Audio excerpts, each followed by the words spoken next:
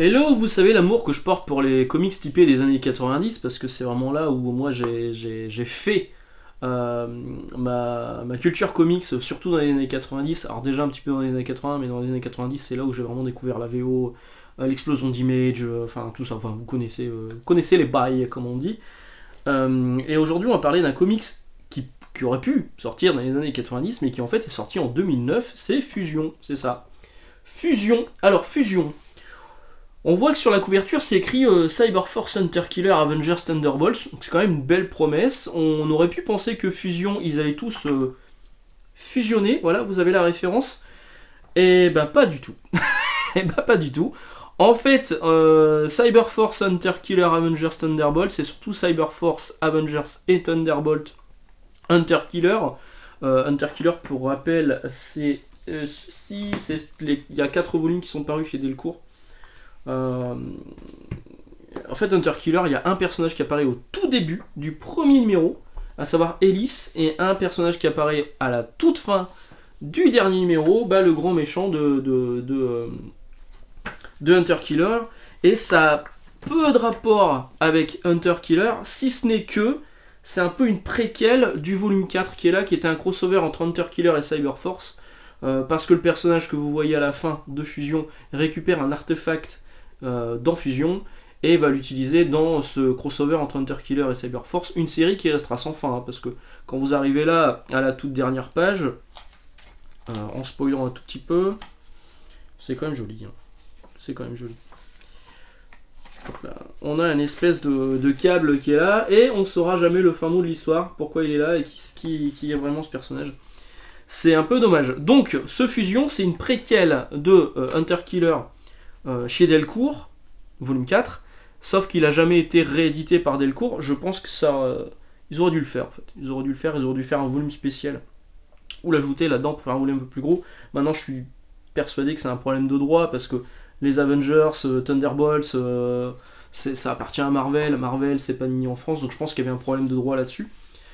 Alors, ça se passe. C'est expliqué au début. En fait, c'est un tie-in de Civil War que vous n'avez pas eu dans les... Vous savez, ils ont sorti un omnibus avec Civil War et tous les tie-in. Ce tie-in-là, il n'est pas dedans.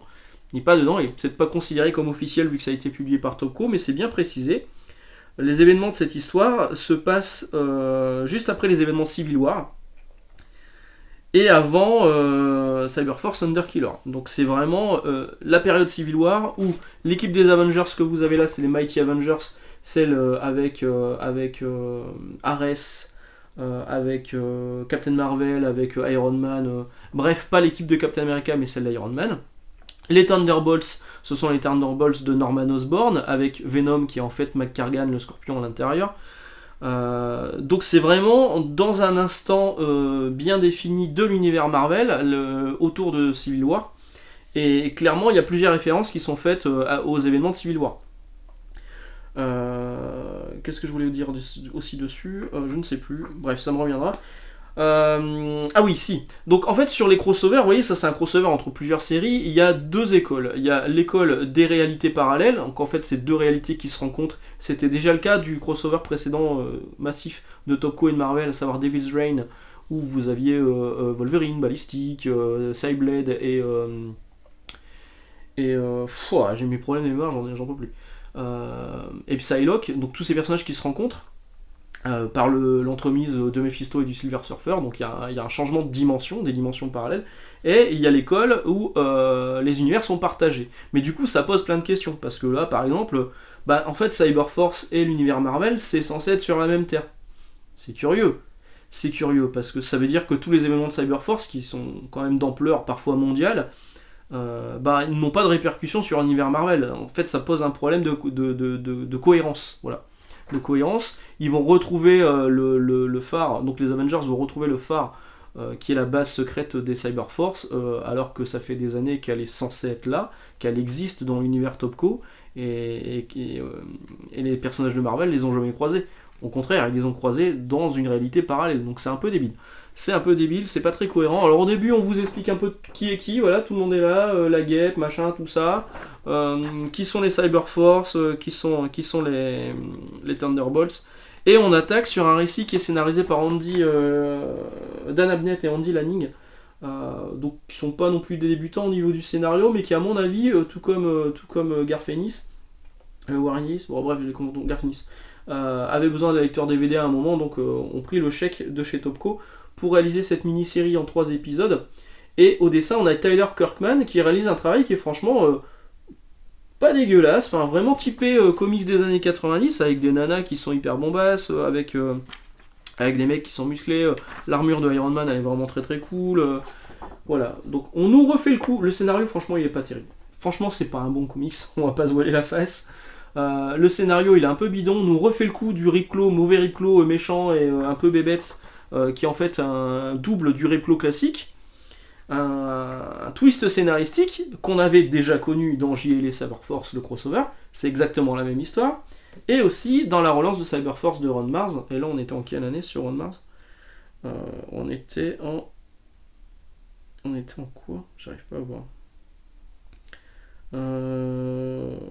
Ils peuvent pas mettre les dates, sans déconner. Ils peuvent pas mettre les dates, je sais plus. Ils me le mettent pas, hein. Bref, on va pas faire des heures là-dessus, tant pis. Mais il me semble que c'était après ça. Donc la relance, et c'est exactement le même truc. C'est un méchant Ripclaw qui est en fait le clone du Ripclaw, qui est là. La couverture est de Finch, l'intérieur c'est du Patli, c'est dégueulasse, mais il y a quand même du Marc Silvestri un petit peu. Et bah là pareil, c'est exactement le même truc. Et ça par contre, on est en quelle année? Ah, je vais vous refaire le coup de chercher pendant 5 minutes la date. On est en 2005, donc c'est un petit peu avant. Donc finalement ça va. Voilà. Et donc Fusion, c'est le même postulat de base. Le méchant Ripclaw qui est là, tout le monde va se fighter sur la tronche, une couverture de Mike Choi qui est franchement jolie, une couverture de Stéphane Sejic qui est absolument très très moche, et qui n'a pas du tout compris le personnage de Velocity, et enfin encore une couverture de Mike Choi qui est plutôt sympa. Et voilà, donc tout le monde va se bagarrer, hein. Les Avengers avec les Thunderbolts, les Avengers avec Cyberforce avec Thunderbolts, Hunter Killer, bon ils sont pas là, il y a un moment, il y a une espèce de Venom un peu chelou fusionné avec un truc extraterrestre qui est là, voilà. Donc les pages sont pas moches, mais l'histoire vaut pas le coup. Bon, si vous êtes complétiste maladif, ça peut être sympa de revoir les personnages de Cyberforce, parce que clairement moi, Ripclaw c'est un personnage que j'aime beaucoup. Et c'est une période que j'aime bien. Cette période-là de Topco, parce qu'il y avait encore envie de perpétuer l'esprit des années 90, mais en étant dans les années 2000, à l'aube des années 2010, où on avait le pilote saison, oh là mon téléphone en PLS, le pilote saison qui allait se mettre en place chez Topco avec Kirkman et Silvestri. Je vous avais déjà fait une vidéo là-dessus. Il y avait, hop là, on le voit ici aussi, il y avait Darkness Pit, le crossover qui était là aussi, qui était vraiment très très cool. Bref, c'était Topco quand Topco continue à me plaire. Maintenant, c'est plus le cas. Maintenant, Topco, ils ont vraiment des difficultés à faire des trucs. Enfin, ils font plus ce qui me plaisait moi à l'époque. Ils vont revenir sur Witchblade, tant mieux, je le prendrai, Day One, ce sera sûr. Mais le Topco que j'appréciais à l'époque, on le retrouve plus trop aujourd'hui, c'est un peu dommage.